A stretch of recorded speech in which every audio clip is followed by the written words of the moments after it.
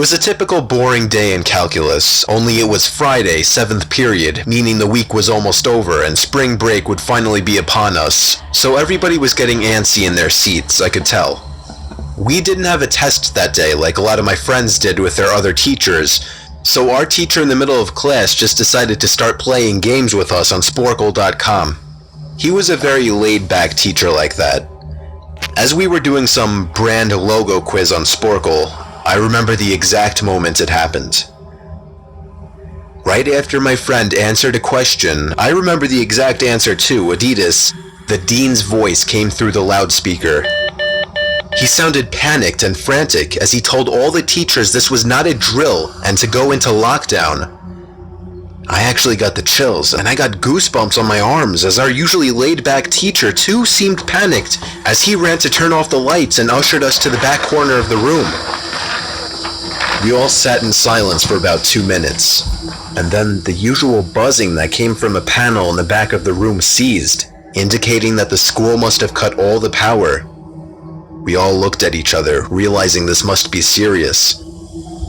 A few more minutes of waiting later, we heard a man screaming at the top of his lungs coming down the hallway. 2 girls in the class actually started crying, which made all of us even more scared. As the screaming got closer to the classroom, the lunatic-sounding man started banging on the lockers while screaming, "I'll kill all of you."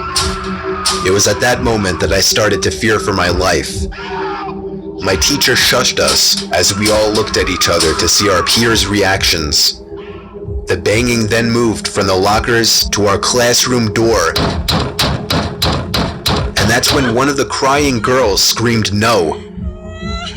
The banging on the door only grew worse as the man started screaming, "Open up." 2 of the girls in the class were crying out loud now. It felt like an eternity that man was pounding at the door. But eventually, he finally continued down the hallway, screaming like a mentally insane person, until we could not hear him anymore. I'd say 10 minutes later, though it felt like half an hour given the situation, the dean came back on the loudspeaker explaining the situation, which was surprising for him to do.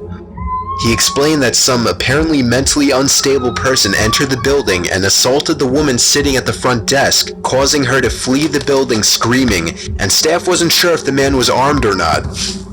Now this was before the school had cameras or could afford proper security, so the school was wide open to something like this happening.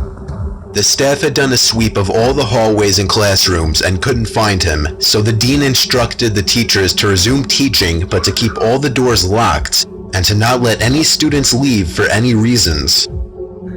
The most disturbing part, however, is that one of the janitors working the night shift found the man sleeping in one of the storage closets near the back end of the school, and according to rumors that were spread by my peers, sticking out of his pocket was a .44 Magnum. The janitor must have done something stupid to wake him up, for example, leaving the closet door open, because by the time a police officer could arrive on the scene, the man was gone.